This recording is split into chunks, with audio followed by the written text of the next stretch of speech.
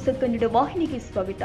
ನೇಮಕಾತಿ ಪ್ರಾರಂಭಿಸಿ ವಯೋಮಿತಿ ಹೆಚ್ಚಿಸಿ ಎಂದು ಬೃಹತ್ ಪ್ರತಿಭಟನೆ ಜರುಗಿದೆ. ಅಖಿಲ ಕರ್ನಾಟಕ ರಾಜ್ಯ ವಿದ್ಯಾರ್ಥಿ ಸಂಘಟನೆಯಿಂದ ಪ್ರತಿಭಟನೆ ನಡೀತಾ ಇದ್ದು, ಧಾರವಾಡದ ಶ್ರೀನಗರ ವೃತ್ತದಿಂದ ಬೃಹತ್ ರ್ಯಾಲಿ ನಡೆದಿದೆ.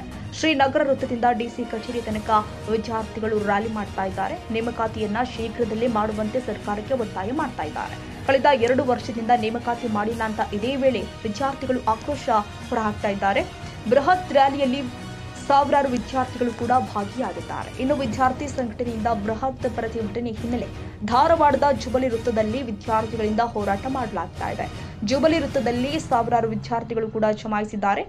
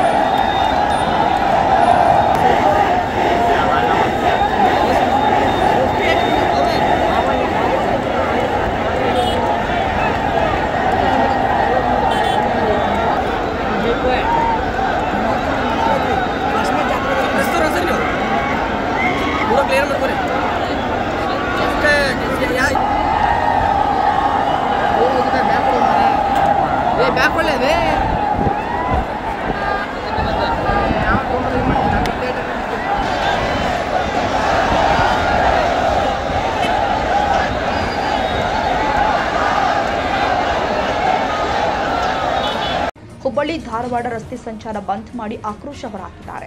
ಬಿಆರ್ಟಿಎಸ್ ಬಸ್ ಸಂಚಾರ ಸೇರಿ ಎಲ್ಲ ವಾಹನಗಳ ಓಡಾಟಕ್ಕೆ ವಿದ್ಯಾರ್ಥಿಗಳು ಬ್ರೇಕ್ ಹಾಕಿದ್ದಾರೆ. ತಾಜಾ ಸುದ್ದಿಗಾಗಿ ಎಂಟಿವಿ ನ್ಯೂಸ್ 24x7ಗೆ ಸಬ್ಸ್ಕ್ರೈಬ್ ಮಾಡಿ ಮತ್ತು ಬೆಲ್ ಐಕಾನ್ ಅನ್ನು ಒತ್ತಿ. ತಪ್ಪದೇ ಲಿಂಕ್ ಶೇರ್ ಮಾಡಿ.